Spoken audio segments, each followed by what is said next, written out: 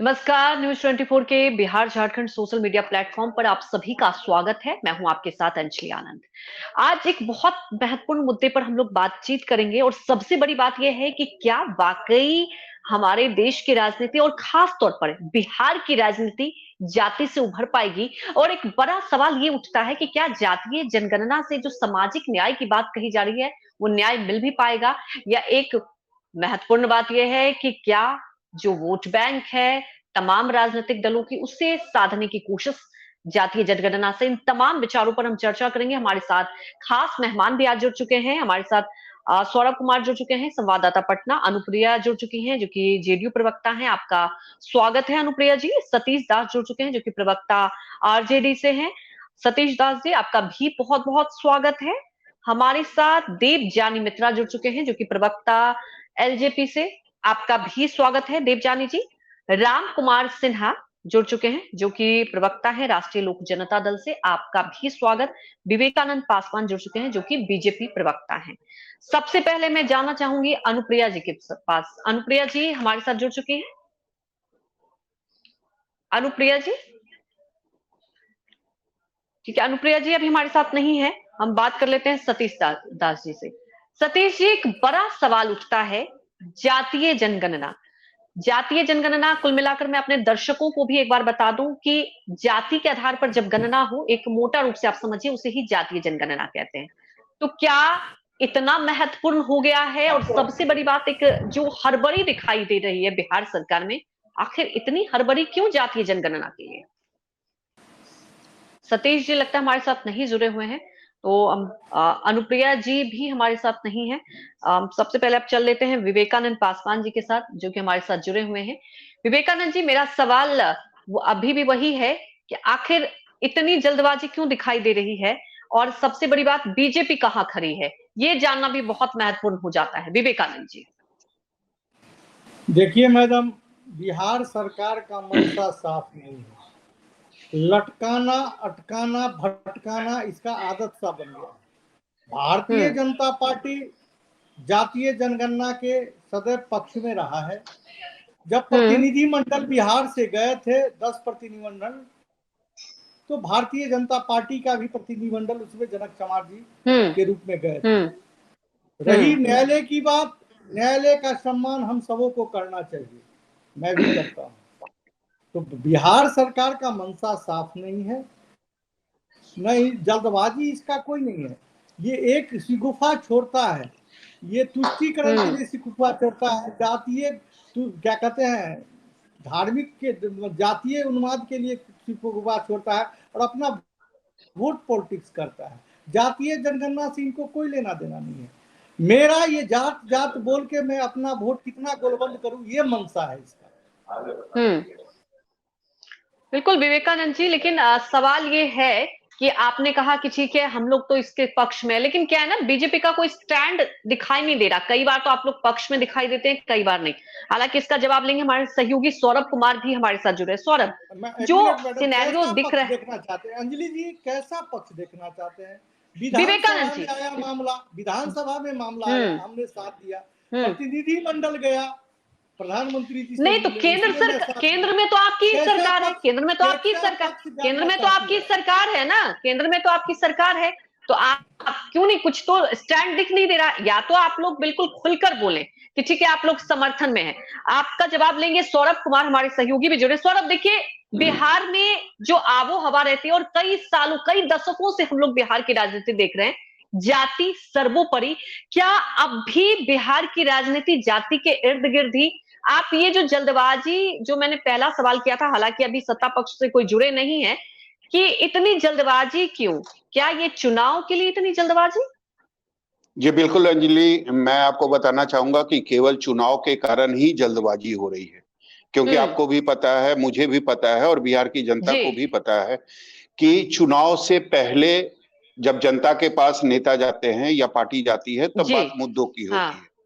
लेकिन चुनाव में, चुनावी प्रचार में जब नेता जाते हैं या पार्टी जाती है तब बात केवल जाति की होती है, और जाति के आधार पर ही बिहार में चुनाव होते आ रहे हैं। यह कोई नई बात नहीं। तो केवल महागठबंधन की जो सरकार है या नीतीश कुमार की जो सरकार है वो चाहती है कि जातीय जनगणना, हालांकि जातीय जनगणना बोलना सही नहीं है क्योंकि कोर्ट ने इसके परमिशन नहीं दिए हैं और सरकार ने भी माना है कि ये जातीय जनगणना नहीं है, ये कास्ट सर्वे है, यानी जातीय गणना। तो निश्चित रूप से जल्दबाजी में इसीलिए महागठबंधन की सरकार या नीतीश कुमार चाहते हैं कि जातीय गणना हो और उसके आंकड़े चुनाव से पहले पब्लिक हो जाए ताकि लोगों को पता चल जाए और जो खासकर जो ओबीसी हैं या जो दलित वोट बैंक है या महादलित हैं उनको उनकी संख्या पता चले और उसके आधार पर जब ये मांग उठने लगेगी राज्य में कि जिसकी जितनी हिस्सेदारी उसकी उतनी भागीदारी, तो निश्चित तौर पर फिर से एक बार राज्य में आरक्षण की मांग उठेगी और इससे इसका क्रेडिट जो है चुनावी मुद्दा कुल मिलाकर आप कह सकते हैं कि एक चुनावी मुद्दा बनाने की कवायद की जा रही है। देवजानी मित्रा जी भी जुड़ी हुई हमारे साथ। देवजानी जी, देखिए इसमें कोई दो राय नहीं कि पता चलना चाहिए कहाँ विकास हो रहा है किन जातियों में, ठीक है। इस पर देखिए अलग अलग दलीलें देती जा रही हैं, लेकिन एक सवाल बिहार की राजनीति में हर बार पनप जाता है कि अगर विकास की बात करते हैं तो क्या सिर्फ जाति के इर्द गिर्द, और ये दिखाई दे रहा है जिस जल्दबाजी में आप देख रहे हैं कि यहाँ पर सरकार कह रही है कि हमने पहले ही 80% काम कर दिया था, तो क्या वाकई महत्वपूर्ण हो गया है सत्ता पक्ष के लिए जाति के इर्द गिर्द ये पूरी राजनीति? देखिए ऑनेस्टली बताएं कि 30 सालों की जो एक आदत है कास्टिज्म पे वोट मांगना, लोगों को गुमराह करना, गरीब को और गरीब करना और कास्टिज्म पे नेताओं का छवि बना के क्या कहते हैं यादव वोट या फिर MY समीकरण या फिर दलित वोट का जो एक बैंक बनाना, मुझे लगता है कि मुझे 100% यकीन है कि अभी के युवाओं को या फिर पढ़े लिखे या इवन कम पढ़े लिखे महिलाओं को इस वक्त उससे कोई मतलब नहीं है। लेकिन वो कहावत है ना, बिल्कुल आपने युवाओं की बात छेड़ दी, यहाँ पे आपने युवाओं की बात छेड़ी, बड़ा सवाल यहाँ पे सतीश दास जी के पास जाना चाहूंगी। तेजस्वी जी युवाओं की बात करते हैं, मुझे याद है जब चुनावी दावे किए गए थे, मैनिफेस्टो में सबसे पहले था कि रोजगार, अब हालांकि वो डिप्टी सीएम भी हैं, तो क्या आज का युवा ये चाहता है कि आप विकास की बात भी करें तो जाति से जुड़ा हुआ, क्या आज भी बिहार की राजनीति वही रहेगी और ये लगता है कि उससे सामाजिक न्याय आ पाएगा? सतीश जी देखिए, सबसे बड़ी बात है कि जातीय जनगणना या जाति आधारित जो गणना है वो इसलिए गणना हो रही है कि जाति व्यवस्था इस देश में बनी हुई है और जाति व्यवस्था के अनुसार में ही देश में शिक्षा ग्रहण करने का अधिकार, संपत्ति रखने का अधिकार या तमाम उनको जमीन रखने का अधिकार जात के आधार पर ही था। लेकिन आजादी के 75 साल बाद भी जाति आज हकीकत है और जाति हकीकत रहने की वजह से आज भी जो मंडल कमीशन का रिपोर्ट पढ़ेंगे तो 6,743 जातियों में आज भी ओबीसी और अनुसूचित जाति ये भी इनके आज बांस के भी भूमि इनके पास में नहीं है, इनके बच्चे आज भी स्कूल नहीं गए हैं। आज जो जूता बनाने का काम एक जात विशेष के लोग कर रहे हैं, कपड़ा धोने का काम एक जात विशेष के लोग काम कर रहे हैं, आज भी रिक्शा ठेला चलाने का या गटर में उतरने का काम एक खास जात विशेष के लोग कर रहे हैं। तो इसलिए वो जात का सर्वे होना एक जरूरी है कि एक हमारे पास डाटा हो कि कौन सी जातियां आज भी, जब हम चंद्रमा पे पहुंच रहे हैं तो आज भी कौन सी जातियां सिर्फ जात के आधार पर उनको गटर में उतरना है, आज कौन सी जात। देखिए आपने खुद ही एक जवाब दे दिया कि एक तरफ हम चंद्रमा पे पहुंच रहे हैं लेकिन दूसरी तरफ बिहार की राजनीति, मुझे याद है जब तक सौरभ जी भी हैं हमारे साथ, हम बिहार की राजनीति जब भी देखते चुनाव होता है जाति अहम हो जाता है, प्रायोरिटी पे हो जाती है। राम पुकार सिन्हा जी जैसा कि कह रहे हैं सतीश जी कि अगर जाति पे पता चलेगा तभी विकास हो पाएगा, क्या वाकई इन दोनों का समीकरण बनाना जरूरी है तभी विकास हो पाएगा राज्य का? देखिए अंजलि जी, कहा गया है, सौरभ भाई बोल रहे थे कि जिसकी जितनी भागीदारी उसकी उतनी हिस्सेदारी, स्वाभाविक है। और बिहार में कास्ट फैक्टर को लेकर जो जातीय गणना है, जातीय गणना बिल्कुल जरूरी है, इसको हम जायज मानते हैं। हमारे नेता आदरणीय उपेंद्र कुशवाहा जी भी जातीय गणना के पक्ष में हमेशा रहे और बोलते भी रहे हैं। लेकिन जब पूरे समाज की जब गणना होगी, जो पचपौनिया बोला जाता है जिसको लालू यादव जीन बोलते थे, वो जीन की जब गणना होगी तो उन लोगों को भी समझ में आएगा कि हम छोटे छोटे समाज में हैं, लेकिन हमारी जो संख्या है उस संख्या का कहीं कोई काउंट होता नहीं है। लेकिन इस जातीय गणना में जब काउंट होगा तो उससे भी अपना राजनीतिक, सामाजिक रूप से और खासकर शैक्षणिक रूप से महत्व आएगा कि हमें क्या करना चाहिए। और खासकर राजनीतिक क्षेत्र में तो वैसे वैसे समाज को तो आगे बढ़ने का अवसर भी मिलेगा। और जातीय गणना बहुत जरूरी चीज है, मैं इसको मानता हूं कि जातीय गणना से एक डेवलपमेंट का भी नजारा आएगा और इससे पूरा देश प्रेरणा लेगा कि वाकई में जातीय गणना होने के बाद पूरे समाज की चतुर्दिक विकास होगा। ये मैं बताना चाहता हूं नीली जी। बिल्कुल। अनुप्रिया जी, देखिए जातीय गणना कितना महत्वपूर्ण, ये एक बड़ा विषय है और 1931 के बाद ही लगातार राजनीतिक पार्टी आती है। देखिए, मैंने इसलिए सबसे पहले पूछा विवेकानंद जी से भी कि ठीक है कि आप अपना स्टैंड बताइए। लेकिन अनुप्रिया जी, एक सवाल है कि नीतीश कुमार इतनी हड़बड़ी में क्यों हैं? बहुत जल्दबाजी दिख रही है क्या? ठीक है, अगर मकसद है कि बिहार की जाति, बिहार के हर वर्ग का उत्थान हो, तो उस मकसद में इतनी हड़बड़ी क्यों? क्या चुनाव है इसका फैक्टर? क्या समझे? अंजलि जी, देखिए, सर्वप्रथम तो ये हम सभी मानते हैं कि हम जिस तरह के देश की राजनीतिक में हैं, सिर्फ बिहार ही नहीं, आप अन्य राज्यों की भी बात कर ले, जाति एक सच्चाई है और राजनीतिक इस पे होती है। इससे हम अपने आप को अछूता नहीं मान सकते हैं। लेकिन माननीय मुख्यमंत्री जी ने ईमानदारी दिखाई इस बात को कह के, क्योंकि क्या होता है कई बार हर राजनीतिक दल जाति पे तो राजनीति करते हैं लेकिन मानते नहीं है। ये आपने एक ईमानदारी दिखाई। नहीं, ये मैं कह रही कि राजनीतिक इसके इर्द गिर्द घूमती जरूर है और इसी पे भी होती है। तभी तो देश के आदरणीय प्रधानमंत्री मोदी जी ने कहा कि मैं पिछड़ा हूं, क्योंकि जब देश के प्रधानमंत्री अपनी जाति की बात कर रहे हैं तो आप कैसे कह सकते हैं कि अन्य दल जो है कि अपनी आप को राजनीतिक से या कास्ट के आयते से पीछे कर सकते हैं। लेकिन जहां विषय हमारे राजनीतिक दल की है, और मैं कहती हूं कि जब माननीय मुख्यमंत्री जी ने शुरू से कहा है कि हम वोट की चिंता नहीं करते, हम वोटरों की चिंता कहते हैं। वोटर कहने का मतलब है कि आप बिहार के सभी जाति, सभी धर्म, हर व्यक्ति के वर्ग के आप विकसित होने की बात कर रहे हैं। अगर जनगणना होगा, हमने हमारा मुख्य मकसद यह था कि विकास की राजनीति, अभी तक जो राज्य की जो विकास हुई है, मुख्य धारा से जो लोग नहीं जुड़ पाए हैं किसी कारणवश से, उनको जोड़ना। कई बार ऐसा होता है कि कुछ देर पहले अभी हमारे सतीश कुमार जी कह रहे थे कि कुछ जाति ऐसी भी है जिनमें शैक्षणिक मैं कह सकती जागरूकता नहीं है, कई चीजें हैं जो वंचित रह गए क्योंकि उनको एक जाति, धर्म और कार्य के आधार पर उनको वंचित कर दिया गया या वादे कर दिया गया कि आप एक ही कार्य में रहेंगे, शिक्षा आपके लिए नहीं है। तो इस संदर्भ में है कि ये हमारा एक व्यवस्था ऐसा बना है, लेकिन सरकार होने के नाते हमारा दायित्व यह होता है कि हम सभी के विकास की बात करें और चौतरफे विकास की बात करें।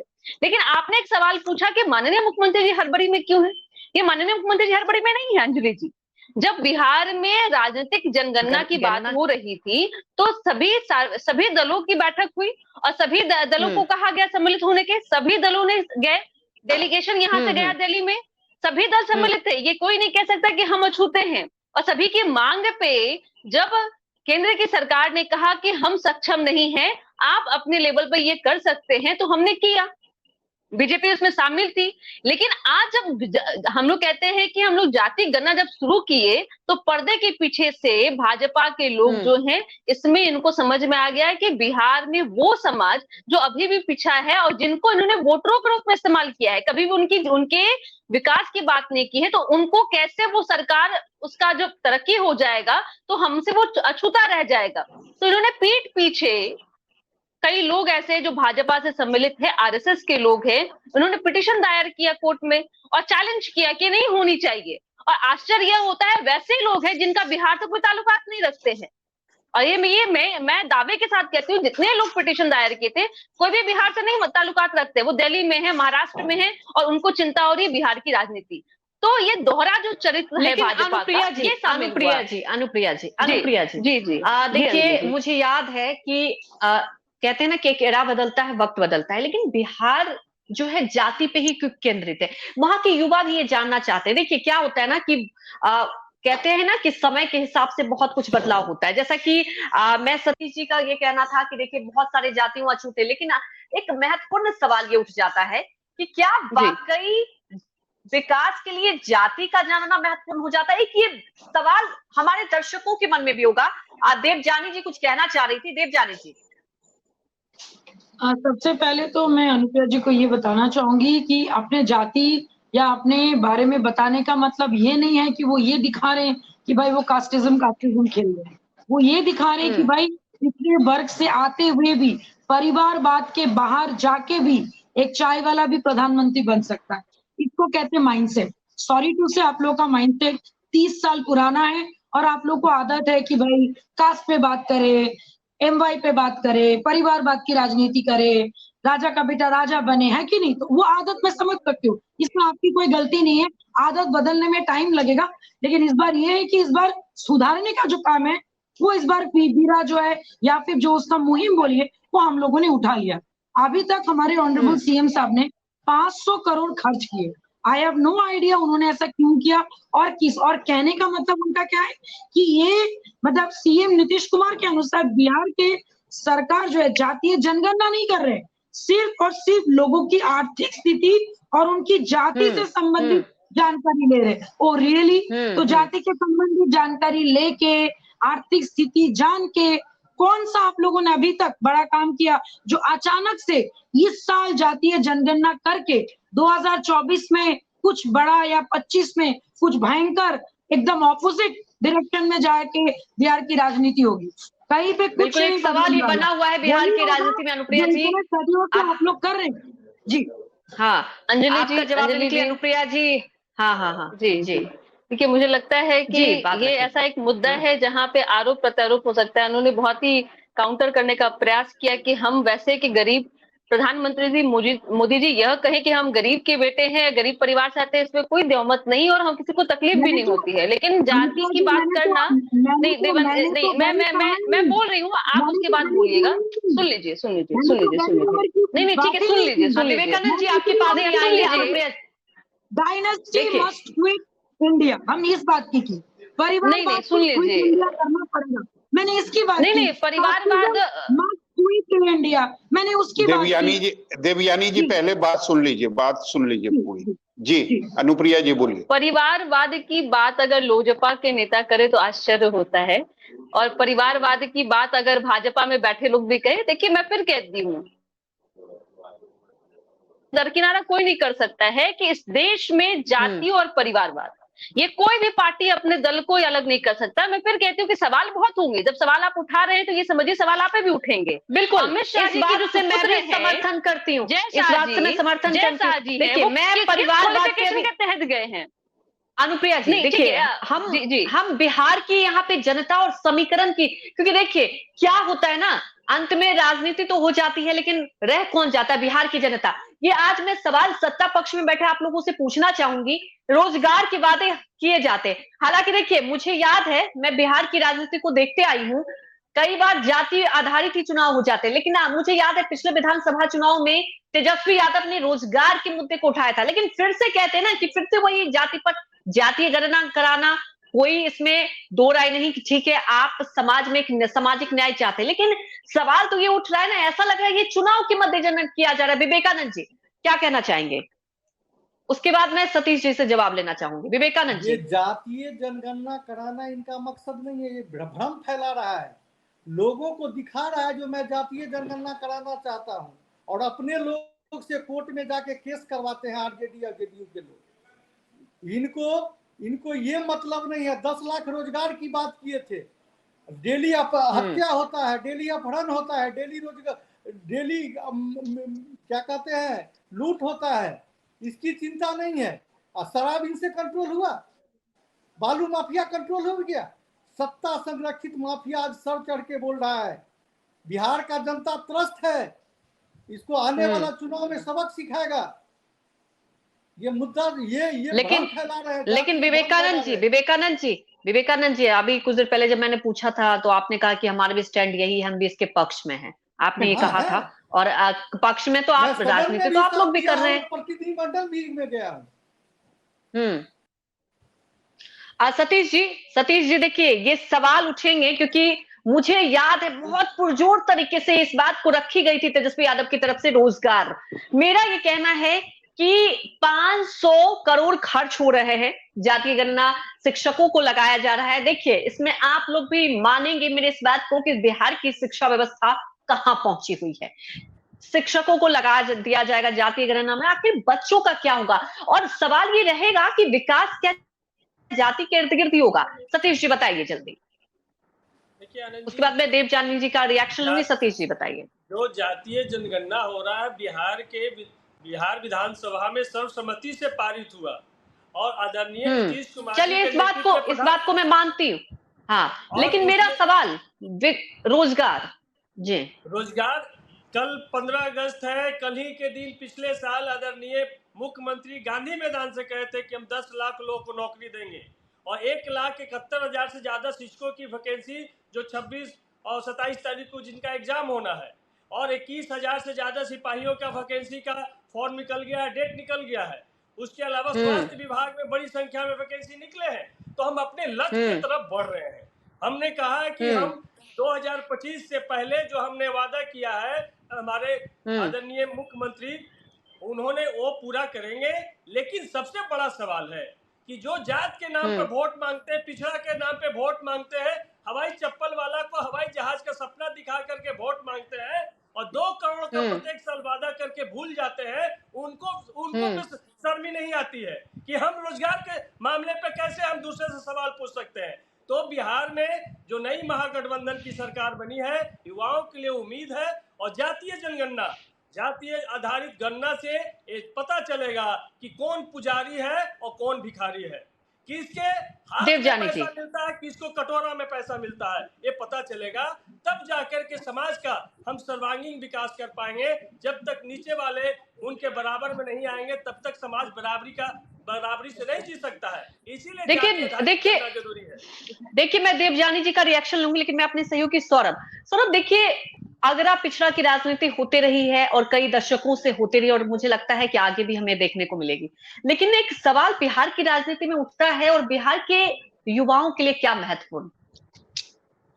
जी बिल्कुल, युवाओं के लिए रोजगार है सबसे ज्यादा महत्वपूर्ण। और मुझे याद है जब महागठबंधन की सरकार बनी थी 10 अगस्त को, तो तेजस्वी यादव की तरफ से कहा गया था कि 10 लाख युवाओं को हम नौकरी देंगे। मुख्यमंत्री ने 2 कदम आगे बढ़कर उन्होंने यह कहा कि 20 लाख लोगों को हम रोजगार और नौकरी देंगे। तो सबसे बड़ी बात है कि वो नौकरी और वो रोजगार कहाँ पे है। दूसरी बात है कि मुख्यमंत्री नीतीश कुमार करीब 18 सालों से बिहार के मुख्यमंत्री है। तो इतने दिनों के बाद आपको याद आता है कि जातीय जनगणना होनी चाहिए, हर तबके का विकास होना चाहिए। 18 सालों से आप क्या कर रहे थे? अगर आपको ये नहीं पता कि किस समुदाय का कहाँ कितना विकास हुआ, तो 18 सालों का जो आपका जो भी सुशासन है, उसका फिर दावा आप कैसे कर सकते हैं? 18 साल मुख्यमंत्री रहने के बाद आपको लगता है कि नहीं जातीय जनगणना होनी चाहिए। और इतनी हड़बड़ी कि जब हाईकोर्ट ने 3 मई को मुझे लगता है कि रोक लगाई थी, और उसके बाद फिर मामला सुप्रीम कोर्ट तक चला गया। हालांकि सुप्रीम कोर्ट ने बाद में कहा कि हाईकोर्ट ही अगली सुनवाई करेगी, और उसके बाद 1 अगस्त को पटना हाईकोर्ट ने रोक हटा दी। और उसके बाद ये कहा गया 5-6 दिनों के बाद कि 90% काम हो गया। मुझे लगता है कि 1-2 दिनों में अब ये कहा जाएगा कि जातीय जनगणना का पूरा काम खत्म हो चुका है। तो इतनी हड़बड़ी केवल इसीलिए है कि 2024 में एक बार फिर से मंडल और कमंडल की राजनीति बिहार में फिर से शुरू हो जाए। जाति आधारित बात उठाई आपने, बहुत महत्वपूर्ण बात, क्योंकि देखिए आपने एक सौरभ जी यहाँ पे जो सवाल उठाया ना कि 18 साल से तो नीतीश कुमार थे लेकिन बीजेपी के साथ थे, तो अब आप समझ सकते हैं कि अब मंडल कमंडल की राजनीति, और इसलिए मुद्दे भी बदल जाते। कहते हैं ना कि जैसे जैसे आबो हवा बदलती है, आपके मुद्दे भी बदल जाते हैं। अनुप्रिया जी आपसे रिएक्शन लेंगी। राम पुकार सिन्हा जी, आपने जैसा कि कहा कि आप साथ में हैं इस फैसले पर सत्ता, लेकिन ये सवाल जैसे कि हमारे सहयोगी सौरभ जी ने भी उठाया कि आखिर इतने वक्त बाद याद आ जाती है क्या नीतीश कुमार को? ये जी राम पुकार। देखिए अभी जदयू प्रवक्ता अनुप्रिया जी को मैं सुन रहा था और राजद के सतीश कुमार जी का भी मैं सुन रहा था। देखिए अब इन महागठबंधन वाले लोगों को, जो घमंडिया गठबंधन इन लोगों का है, इन लोगों के पास कोई मुद्दा है नहीं। मुद्दा इसलिए नहीं है। और जातीय गणना तो जब हुई थी, मुख्यमंत्री नीतीश कुमार जी बिहार के सभी राजनीतिक दल के नेताओं को, सभी माननीय विधायकों सांसद को लेकर दिल्ली गए थे ये तो जातीय गणना कराना सभी बिहार के जितने राजनीतिक दल है सभी की मांग है, और उस मांग में सरकार जो भी पटना उच्च न्यायालय ने निर्देश दिया कि भाई जातीय गणना कराना है, तो इसमें किसी को क्रेडिट लेने की जरूरत नहीं है। जातीय गणना, लेकिन इसमें तो क्रेडिट भी लेना है ना, क्रेडिट भी तो लेना है। अनुप्रिया जी, क्या ये क्रेडिट लेने की बोल रही है कि अच्छा से कुछ नहीं होगा।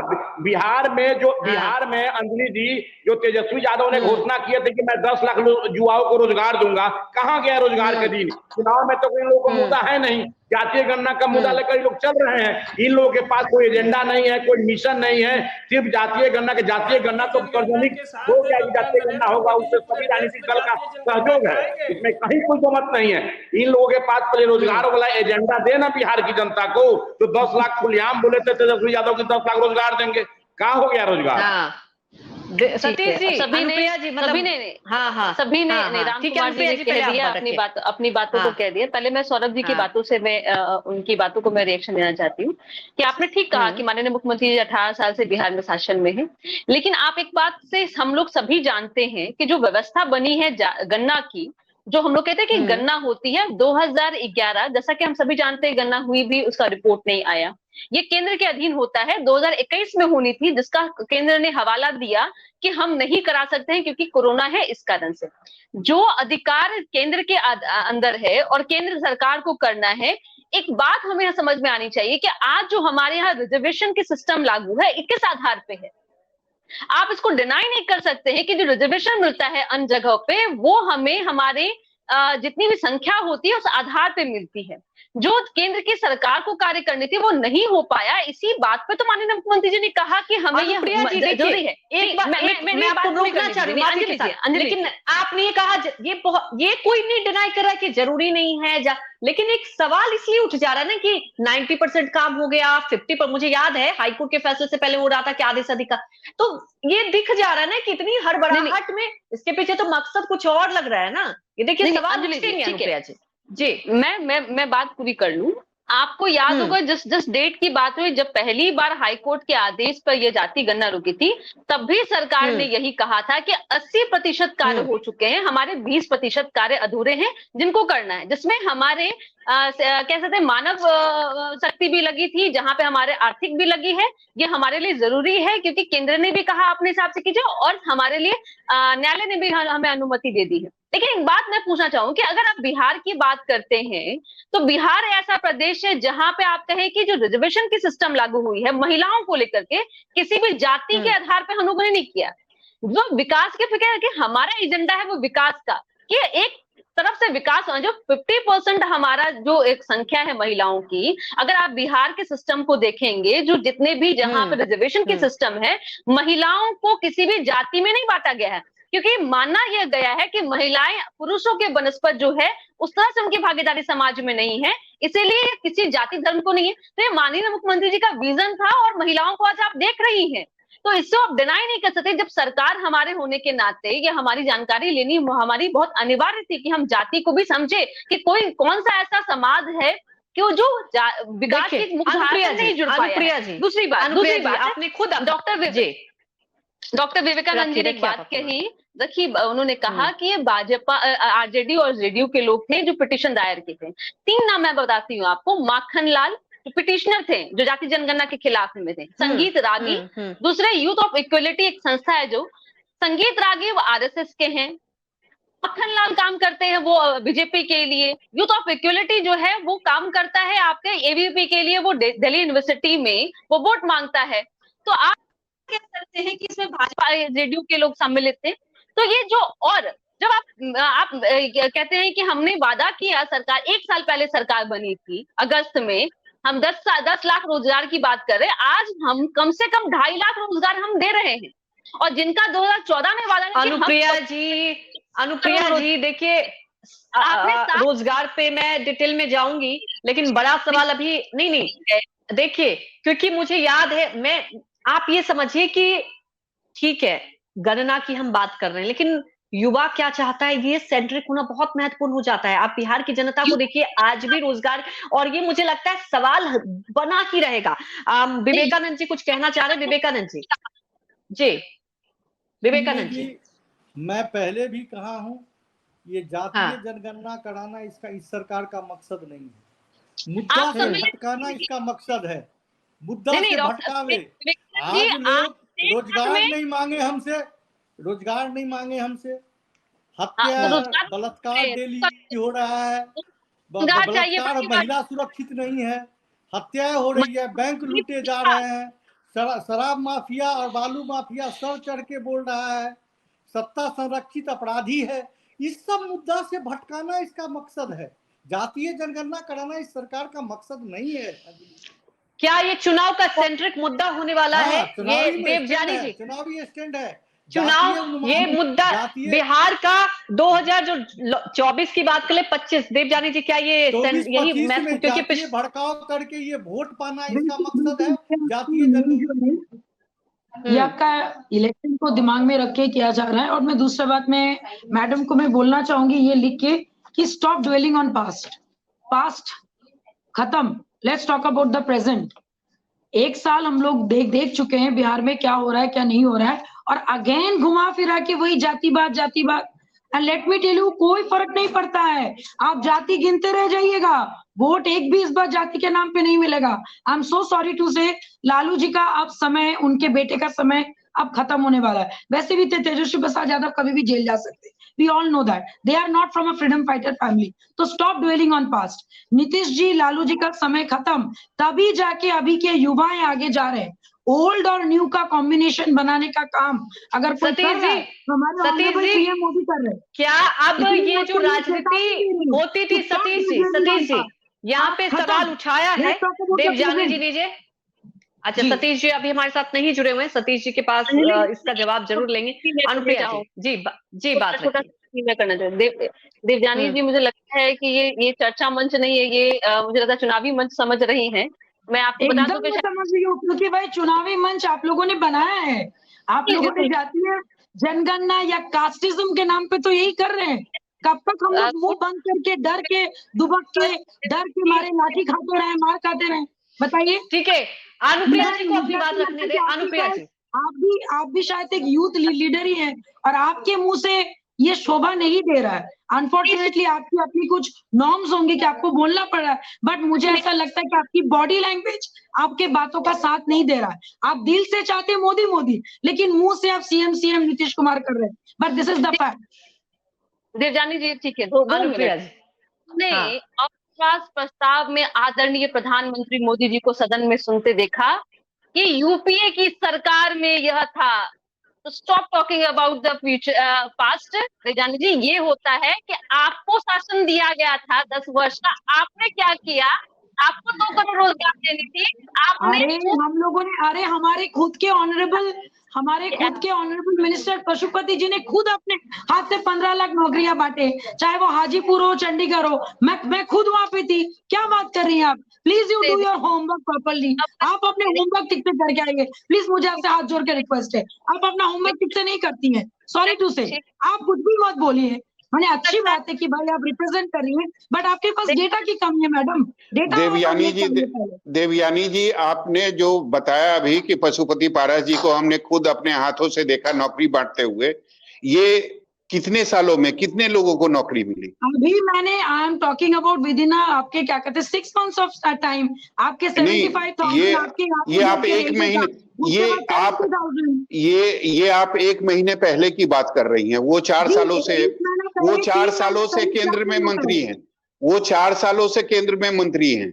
हाँ मैं मान रही हूँ, लेकिन उससे पहले ये तो उन्होंने इस बार उनको बिहार की जिम्मेदारी दी। I am talking about all the states. अब बाकी सारे स्टेट में भी ऐसा ही हो रहा है। मैं क्योंकि फिलहाल मैं यहाँ पे बिहार की जातीय जनगणना के ऊपर बात कर रही हूँ, क्योंकि मैं बिहार का डेटा मैं आपको बोल रही हूँ। नहीं, सभी लोग यही तो एनडीए से पूछ रहे हैं, प्रधानमंत्री से पूछ रहे हैं कि आपने 2 करोड़ नौकरी का जो वादा किया था वो कहाँ है? बता रही हूँ कि अगर तो आप बता दीजिए ना, आप बता दीजिए ना, 9 सालों में कितने लोगों को नौकरी मिलनी चाहिए? कहाँ है वो नौकरी? कहाँ है वो रोजगार? सौरभ जी, अगर 9 सालों में एक इंसान इतना भारी पड़ गया कि 9 साल की उपलब्धि अगर हम गिनाएंगे तो वर्ल्ड इकोनॉमी के 5th पोजीशन पे इंडिया खड़ा है। और आज जो संबंध 100 कंट्रीज के साथ इंडिया का है, शायद ही इतने सालों में कभी। पहले रोजगार की बात कर लेना, पहले नौकरी की पहले नौकरी की बात कर लें, रोजगार की बात कर लें, 2 करोड़ लेकिन उससे पहले तो मुझे हमारे ऑनरेबल सीएम से भी तो जवाब चाहिए कि आप जब पलट के आप जब महागठबंधन में गए उस वक्त जब शहनवाज जी जब इंडस्ट्री लेके आ रहे थे, आप उस वक्त इंडस्ट्री को इम्प्लीमेंट करके आप क्यों नहीं भागे?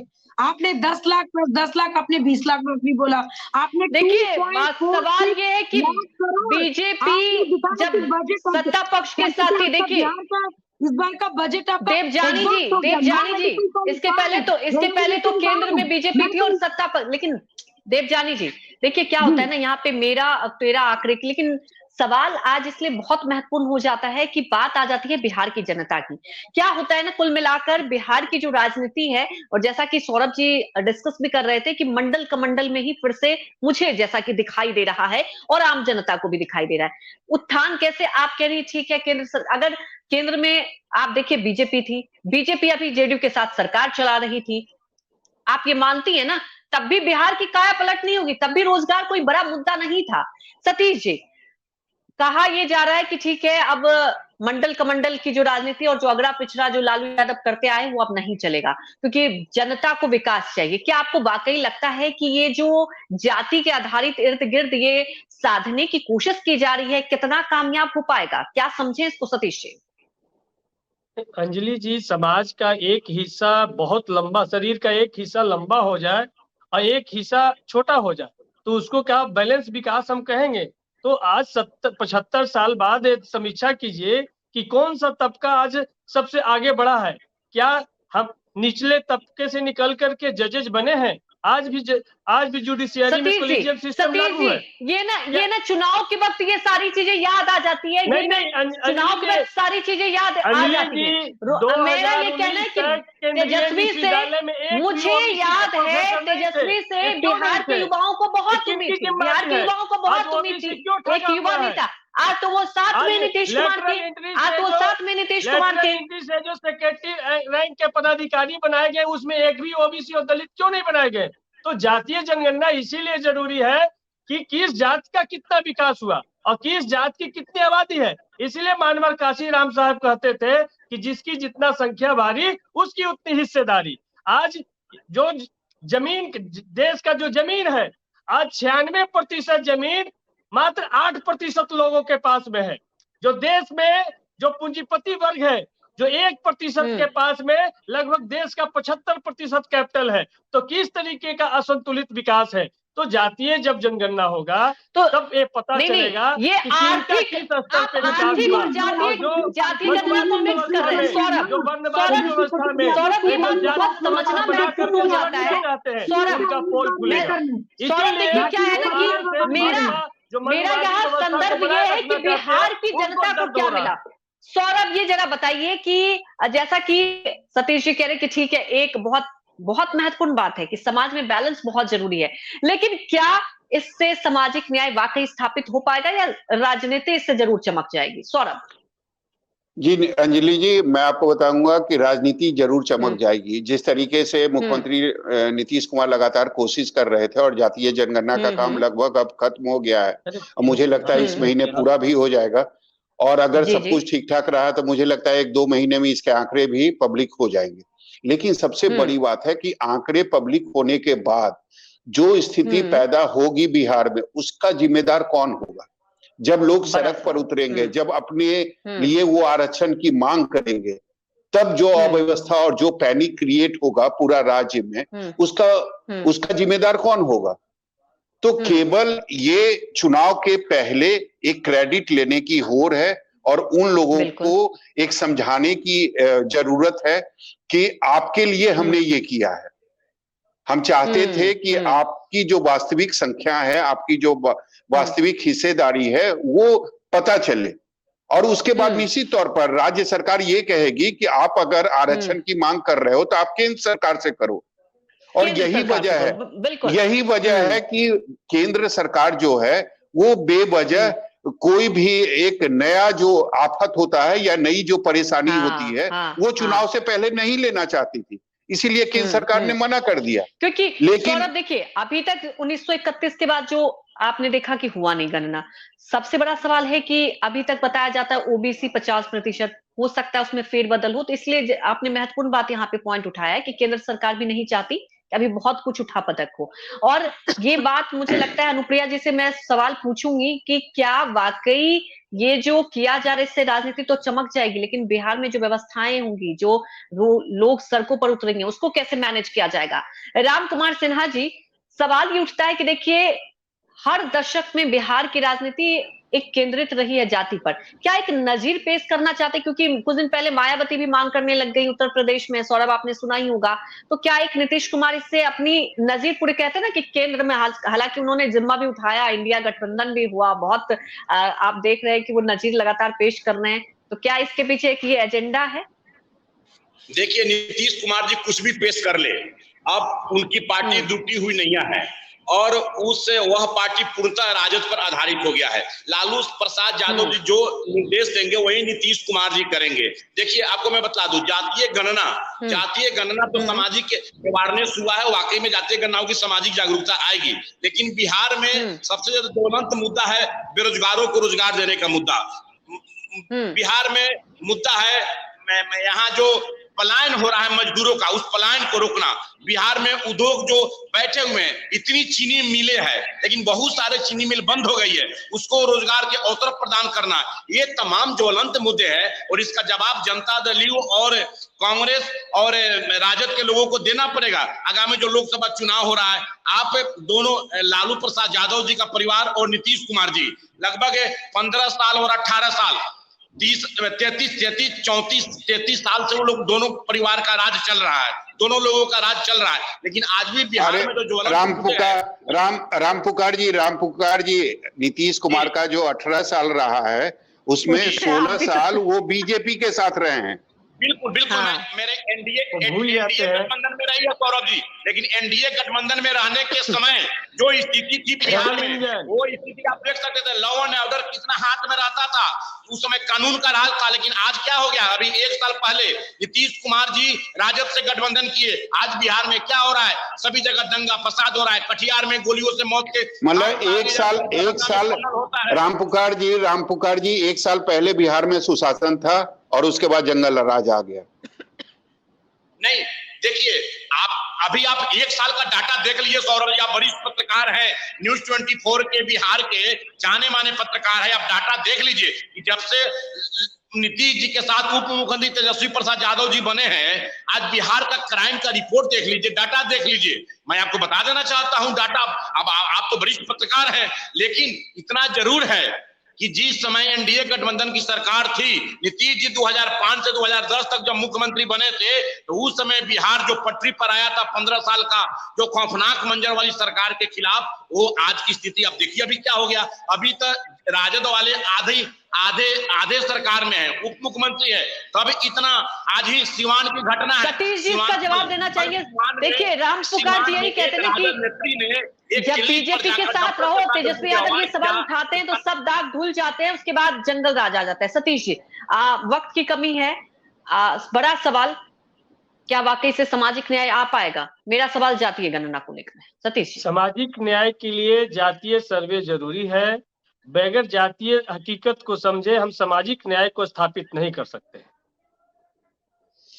अनुप्रिया जी, देखिए बार बार नीतीश कुमार के लिए सवाल उठते रहा है और देखिए वहां पर विपक्ष बीजेपी ये सवाल उठाती है कि नीतीश कुमार का अपना कोई स्टैंड ही नहीं रहता, जो कहा जाता है वो कर लेते हैं, कहां से जाता है बखूबी समझ ही रही हैं, क्योंकि अगड़े पिछड़े की राजनीति आरजेडी में केंद्रित रही है और फिर से अब नीतीश कुमार तो ऐसे हड़बड़ाए हुए हैं कि लग रहा है कि जातीय गणना नहीं होगा तो बिहार में कुछ रह ही नहीं जाएगा।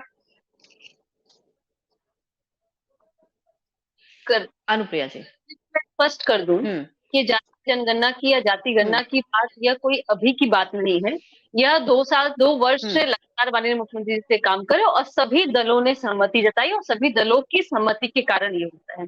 लेकिन कुछ बातें मैं इतिहास को थोड़ा मैं बताना चाहूंगी और जानना भी जरूरी है। जब प्रथम बार 2005 में माननीय मुख्यमंत्री जी नीतीश कुमार जी जब बने मुख्यमंत्री के रूप में, 2008 वो वर्ष था जब पहली बार बिहार एक ऐसा राज्य था जिसने स्वर्ण में जो इकोनॉमिकली वीकर लोग थे उनको 3% आरक्षण मिला था, जिसको सरकार ने, जो वर्तमान की केंद्र की सरकार है, उसने अब 10% रिजर्वेशन दिया है यह एक पैटर्न जो चालू किया वो माननीय मुख्यमंत्री जी ने। देखिए फिर हम कहते हैं कि हमारे लिए सभी ठीक है, तो एक पैटर्न, जैसा कि मैंने कहा, नीतीश कुमार एक नजीर पेश करना चाह रहे हैं, वक्त की कमी है। सौरभ जी आपका शुक्रिया, अनुप्रिया जी आपका भी शुक्रिया, सतीश जी शुक्रिया, देवजानी जी आपका भी शुक्रिया, राम पुकार जी आपका भी शुक्रिया। लेकिन सवाल अब भी दर्शकों के लिए बना हुआ है, क्या जातीय गणना से ही समाज का उत्थान? बिहार का युवा क्या चाहता है? आप जरूर हमारे कमेंट बॉक्स में बताएं कि क्या युवाओं का उत्थान जातीय गणना से होगा? क्या रोजगार महत्वपूर्ण है फिलहाल बिहार के लिए? आपका हम सबके साथ जुड़ने के लिए बहुत बहुत शुक्रिया। लगातार आप देखते रहिए News 24।